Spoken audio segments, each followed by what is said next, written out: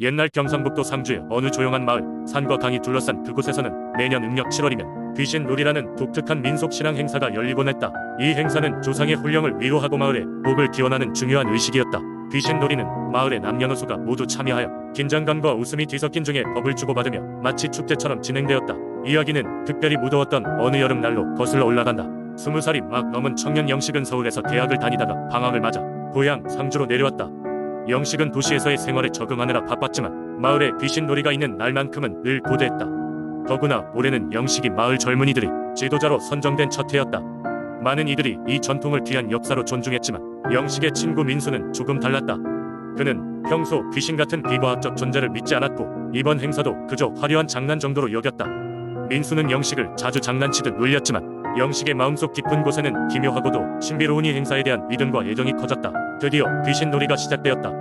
마을의 노인들이 준비한 긴 의식이 끝나고 젊은이들은 귀신 복장을 하고 마을 곳곳을 돌아다녔다.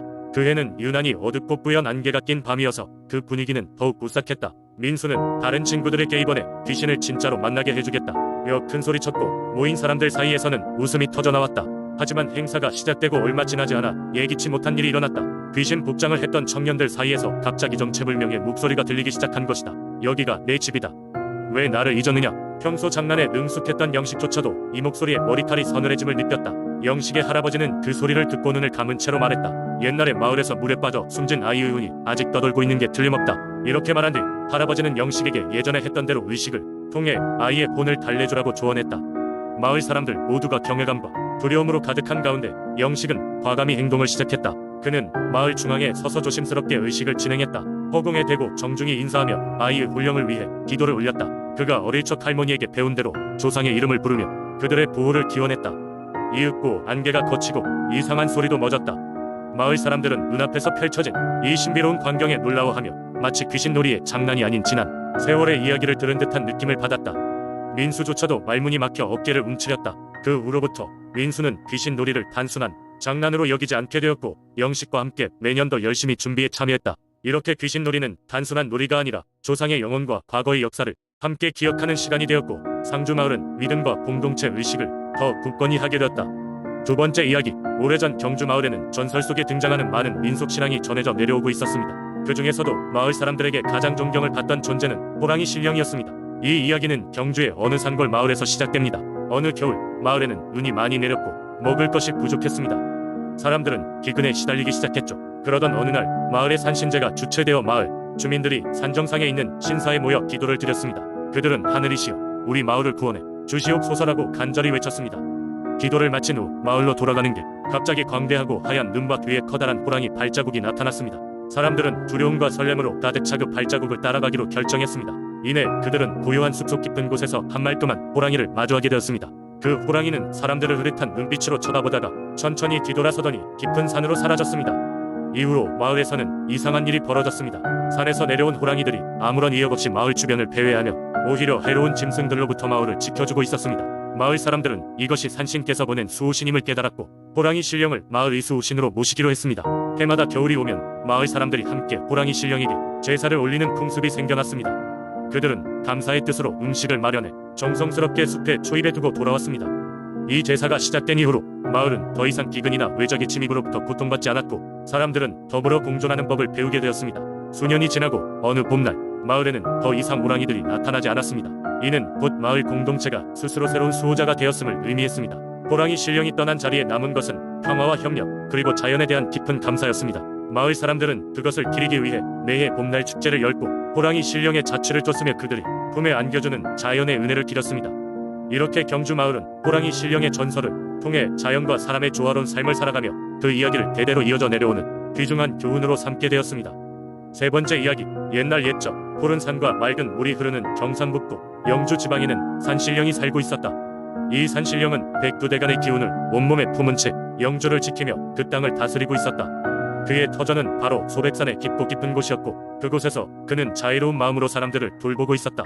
어느 날 하늘의 용왕이 산신령을 찾아왔다. 많은 사람들에게 행복을 주고자 하는 산신령의 선한 마음씨 감동을 받은 용왕은 그에게 특별한 부탁을 했다. 영주의 사람들에게 물이 더 필요하다 들었네. 용두천의 물길을 본래대로 되돌릴 수 있겠나? 갑작스런 용왕의 부탁에 산신령은 잠시 고민에 빠졌다. 용두천은 한때 맑은 물이 넘쳐 흐르던 곳이었으나 어느 순간부터 물이 점점 줄어들어 사라질 위기에 처하게 되었다. 이에 영주의 농사는 기대에 미치지 못했고 사람들은 시름에 잠겼다. 산신령은 생각 끝에 자신이 직접 나서서 이를 해결하기로 결심했다. 산신령은 가장 먼저 용두천으로 발걸음을 옮겼다. 그곳에 도착하자 그는 용두천의 근원을 차례로 따라가 보기 시작했다. 오래된 나무들과 바위들이 길을 잃었고 산신령은 이에 귀를 기울였다. 그러던 중 몇 해 전 무리스러운 인간들이 이곳에 와서 나쁜 일을 저지르려 했다는 사실을 알게 되었다. 그들은 무슨 영문인지 알 수 없는 탐욕에 사로잡혀 용두천의 물길을 막고 그곳을 자신들만 이은 신처로 삼으려 했던 것이었다. 분노에 찬 산신령은 재빨리 그 모든 흔적을 정화했다.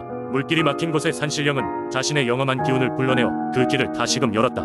그러자 마법처럼 용두천의 물은 다시 흐르기 시작했다. 사람들은 기쁨에 차서 환호성을 질렀고 다시금 풍요로운 수확을 맞이할 수 있었다. 산신령의 공로로 용두천은 생명을 불어넣어주듯 영주의 대지를 적셨고 다시금 평화가 찾아왔다. 용왕은 그런 산신령에게 깊은 고마움을 표했고 영원히 이 땅을 잘 지켜달라고 재차 부탁했다. 그리하여 영주의 사람들은 이 두 영웅의 이야기를 오랫동안 전하며 고마움을 갚기로 마음먹었다. 오늘날에도 영주를 방문하는 이들은 소백산의 근방에서 가끔씩 신비한 체험을 한다고 한다. 이들은 아마도 여전히 그 땅을 지키고 있는 산신령과 용왕의 영향력일 것이다. 영주에서는 지금도 이 전설을 이야기하며 산신령과 용왕의 선행과 지혜를 칭송하고 있다. 네 번째 이야기. 옛날 옛적 한국서의 작은 섬마을 신안에는 사람들이 두려워하면서도 동시에 깊이 존경하는 신비로운 존재가 있었다. 이 존재는 사람들의 삶의 일부였으며 그들의 일상과 문화에 깊숙이 스며들어 있었다. 그 존재는 바로 바람의 신이었다. 신안의 주민들은 바다와 바람 없는 삶을 상상할 수 없었다. 그들은 항해와 어업에 의존하여 생계를 꾸려갔고 바람의 방향과 세기는 그들의 삶의 의사결정에서 중대한 요소였다. 그래서 그들은 바람을 단순한 자연 현상이 아닌 일종의 신적 존재로 숭배했다. 마을의 중심에는 바람의 신을 모시는 작은 신전이 있었다. 신전은 바다를 향하고 있었고 그곳에는 마을의 장인이 조각 한 바람의 형상이 새겨져 있었다. 이곳은 마을 사람들이 바람의 신에게 제물을 바치고 축복을 기원하거나 자연의 재앙을 피하고자 하는 기도를 드리던 성스러운 장소였다. 바람의 신은 종종 바다 풍랑을 일으키고 폭풍을 앞세워 마을에 위협을 가하기도 했다. 사람들은 이를 두려워했지만 동시에 이러한 자연현상이 그들의 삶에 필수적이라는 것을 알고 있었다. 그들은 바람의 신이 그들의 기도를 듣고 마음에 들 경우 바다에 큰 양의 고기를 선물로 보내준다고 믿었다. 그러한 이유로 매년 절기마다 마을의 사람들은 바람의 신에게 장엄한 제사를 올렸다. 어느 해 섬에 유난히 강하고 거친 바람이 불어닥쳤다.